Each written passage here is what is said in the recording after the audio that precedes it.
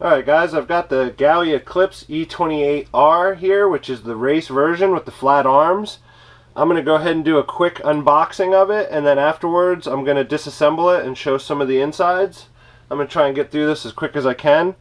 The first thing I noticed when I got the box, looks good. It's got a jacket over the top, and you pull the jacket out and you can see on the side here it's got a little sticker that says E28R. And it's got the original prototype arms. You can see the little wishbone design in the arms, but that's okay. So they didn't change that. That's acceptable. But what I saw on the box was some of the specifications and features. It looks like this sleeve here, they just repurposed this from the E28F, which is the freestyle version, because there's some things listed here that did not come in the box. First of all, right here it says micro servo. Did not come with a micro servo.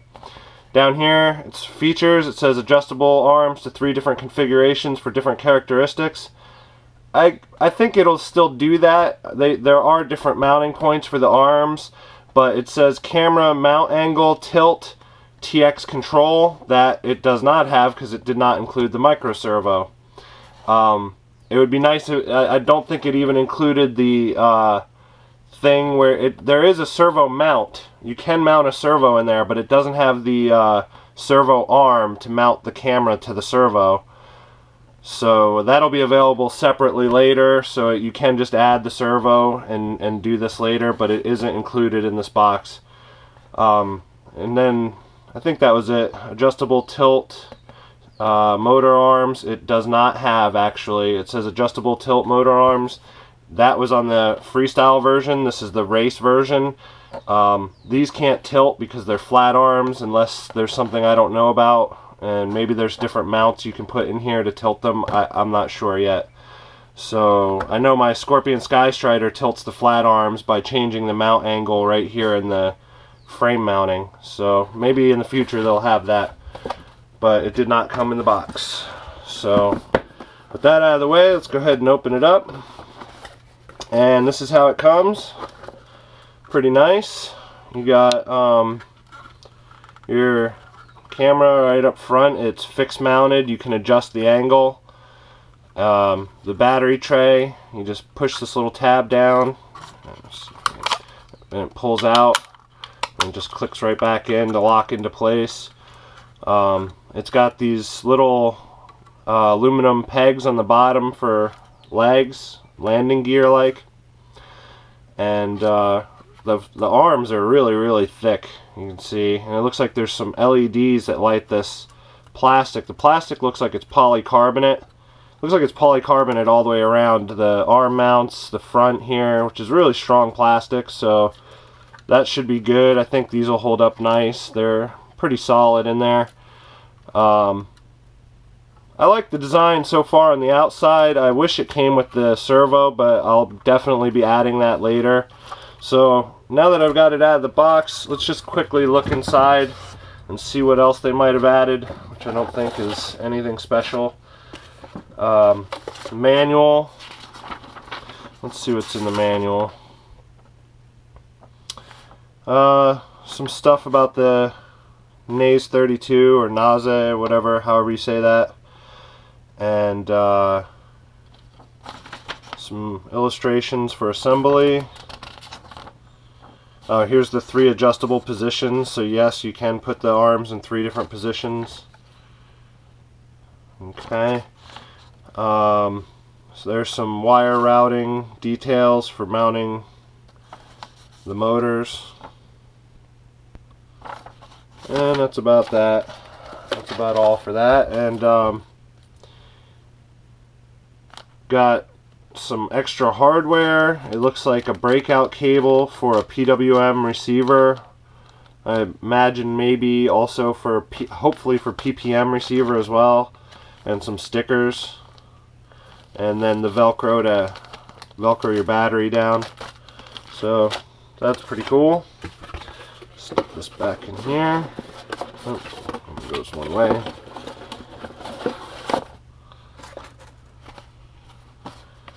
Alright. So now let's go ahead and take it apart. First thing we gotta do is take the battery tray off. So stick that in there. These screws are long, so I'm already prepared with a drill. There are washers, little silver washers that are in between the posts and the plastic frame, so you want to be careful not to lose those. Okay, see right here.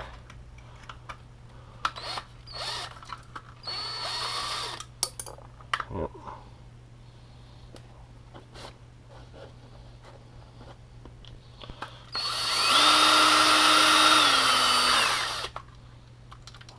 Okay.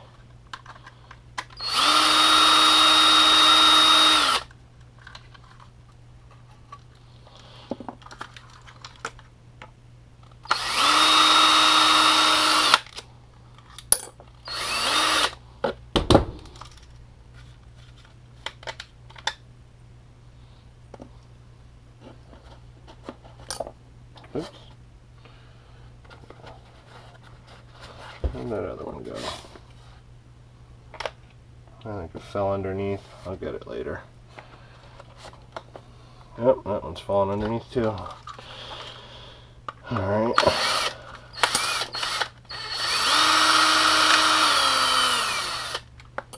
Okay. Alright, so with that out, the top case just comes right off. The plastic cases, the covers, or whatever you want to call them, fuselages, are just vacuum form plastic, so they are pretty flexible, and in crashes they're probably going to get cracked up at some point, but you know, the arms are usually hit and roll, so the arms usually take the hits most of the time, but hopefully because they're vacuum form they won't be too expensive. So that one's off, and then you got the bottom one comes off. That's also the same thing, vacuum form, it's flexible. They're pretty thick though for vacuum form. They should be pretty durable for a while. They'll take a few crashes, I'm sure. The bottom here, I didn't see anything in the manual, but it's got some dip switches here and here, capacitors, probably for noise suppression for the video maybe. Looks like there's some solder vias here for the motor connections for the signal. I guess the power and the ground, even though you only need the signal and then maybe the ground. Here's got positive and negative. Positive and negative, that's for your speed controller power, positive and negative hookups. I kind of wish they had put the one positive, one negative, one positive, one negative, but this will still work. Not a big deal, just a little bit of running extra wire over from here. Not a big deal. And then, like I said, the camera, it's got a decent, you know, little, I think it's a CMOS camera, 600 TV line, I think. And it's hard fixed. It's got a screw here that holds it, and it looks like one on the bottom inside this carbon fiber mount that holds the focus in place. So you just slide it in, and this screw holds the camera in place, and then there's pegs on the side that you can loosen these grub screws and adjust the tilt angle of the camera. This is the servo mount that I mentioned. There's a hole here and a hole here, so you can place a servo in there and mount it, but like I said, I didn't see any camera mount for to mount to the camera to the servo. So let's go ahead and take, there's going to be 1, 2, 3, 4, 5, 6, 7, 8 more screws to get the top off. So I'm going to go ahead and take those off now.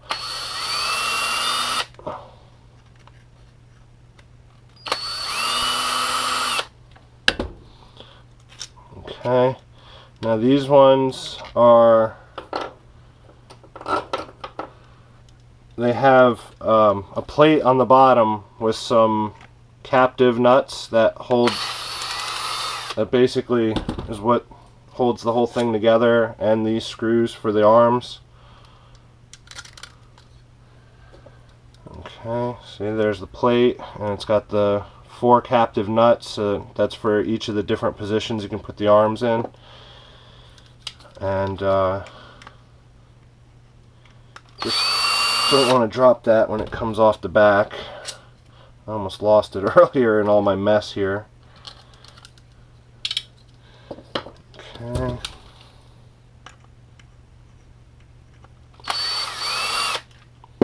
Oops, see, there it went.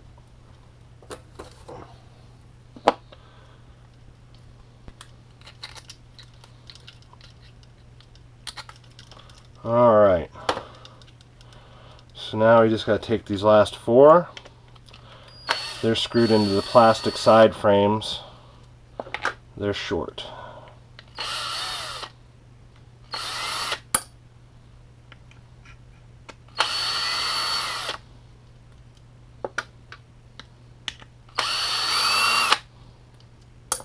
Alright. So that allows me to open up the top of the frame here. And inside you can see the camera has a disconnect here. They gave it just a standard servo plug. And on the wire they added a ferrite ring for noise reduction, which is a nice touch because that I actually just did that on my other quad and it helped quite a bit with reducing noise from the motors and stuff.